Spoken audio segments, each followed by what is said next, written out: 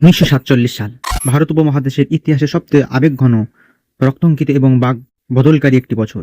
প্রায় 2 বছর শতাব্দী দীর্ঘ ব্রিটিশ শাসন অবসান ঘটিয়ে যখন স্বাধীনতার উদয় হচ্ছিল, ঠিক তখনই দেশভাগের নামকরণ এক গভীর ক্ষত এঁকে দেওয়া হয় কোটি কোটি মানুষের বুকে। একদিকে স্বাধীনতার প্রাপ্তির উল্লাস, অন্যদিকে কোটি কোটি মানুষের বাস্তুচ্যুত হওয়ার হাহাকার।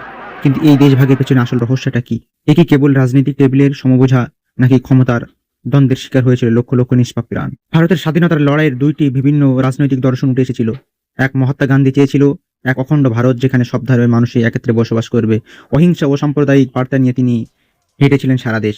তবে অন্যদিকে মোহাম্মদ আলী জিন্নাহর নেতৃত্বে অল ইন্ডিয়া মুসলিম লীগ সংখ্যা প্রকাশ করেন যে সংখ্যাগরিষ্ঠ হিন্দু শাসিত ভারতের মুসলমানদের অধিকার সুরক্ষিত থাকবে না। এর ওপর ভিত্তি করে জিন্নাহ মুসলমানদের জন্য একটি আলাদা স্বাধীন রাষ্ট্র ঘোষণা করেন, যার নাম হয় পাকিস্তান। পাকিস্তানের দাবি তীব্র করেন ব্রিটিশ রাজনীতি ক্ষমতার লোভে, এবং দুই নেতার আদর্শিক মতপার্থক্যে উপমহাদেশের মানচিত্রকে দুটি ভাগে ভাগ করে ফেলেন। স্যার সিরিল রেডক্লিফ, যিনি আগে কখনো ভারতে আসেননি, তাকে মাত্র কয়েক সপ্তাহের মধ্যে ভারতে মানচিত্র কেটে সীমা নির্ধারণ করে দায়িত্ব দেওয়া হয়। পেন্সিলে একটি কাল্পনিক দাগে রাতারাতি লাখ লাখ মানুষের ভিটেমাটি বদলে গেলেও বাংলা পাঞ্জাব বিভক্ত হলো আগুনে। শুরু হলো ইতিহাসের বৃহত্তম মানব স্থানান্তর। প্রায় 1,50,00,000 মানুষ নিজেদের ঘরবাড়ি ছেড়ে অনিশ্চিত ভবিষ্যতের দিকে পা বাড়ায়। সংঘাত ও প্রায় দাঙ্গার প্রাণ হারায় প্রায় 10 থেকে 20 লাখ মানুষ। 1947 সালে সীমান্ত পারাপারে ট্রেনগুলোকে বলা হতো মৃত্যুর ট্রেন।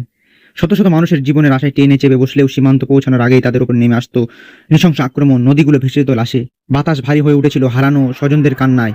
রাজনীতির মঞ্চে যখন স্বাধীনতার উৎসব পালন করা হচ্ছিল, তখন সাধারণ মানুষ হাঁটছিল তাদের অস্তিত্ব, পরিবারের ও ভিটেমাটি। 1947 সাল কেবল স্বাধীনতার গল্প নয়, এটি এক অবর্ণনীয় ট্র্যাজিড গল্প। আজও সীমান্ত রেখায় দুটি দেশের হৃদয়ের দাগ কেটে আছে। রাজনৈতিক স্বার্থের কাছে মানবিকতা কিভাবে হেরে যায়